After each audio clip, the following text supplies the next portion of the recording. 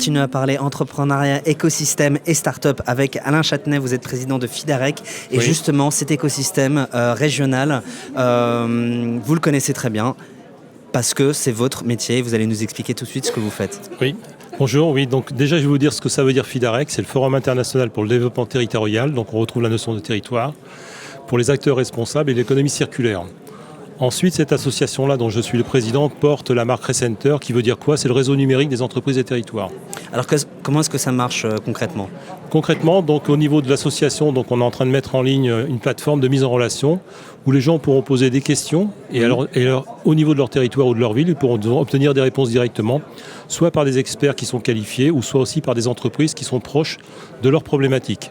Toujours sous l'angle de la RSE pour faciliter les relations et aussi simplifier le circuit court et mesurer l'ancrage territorial. Pourquoi le RSE, ça facilite les mises en relation? Quand vous parliez il y a quelques années de développement durable, c'était un truc qui était fumeux, etc., qu'on comprenait que dalle. Aujourd'hui, à la vue de la crise, les gens essayent de trouver des réponses à des questions hors de leur propre écosystème.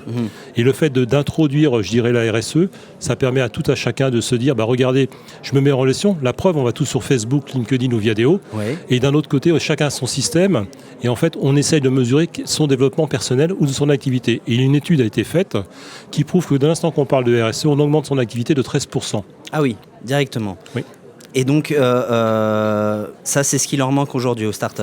Ce qui manque aujourd'hui aux startups, c'est de les faire émerger au niveau du territoire. Je suis dans une ville, dans le système, donc via le portail qui est numérique et qui est porté par une société qui s'appelle Cars.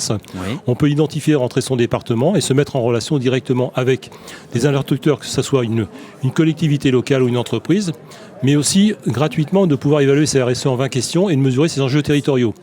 Donc ce qui permet à chacun de se positionner, comme on fait naturellement. Quand on regarde bien, je cherche des amis, je vais dans Mythique et je trouve des amis et je paye une relation derrière. Je ne vais pas dire que c'est négatif de payer une relation, mais ensuite quand on cherche un objet, on va sur le Bon Coin et ensuite quand on cherche un hôtel, on va sur TripAdvisor pour s'évaluer. L'outil que je mets à disposition de l'ensemble des acteurs des territoires, c'est justement de pouvoir s'identifier, se qualifier, se montrer, déposer ses initiatives et donner un avis sur un autre, ce qui permet d'améliorer les relations.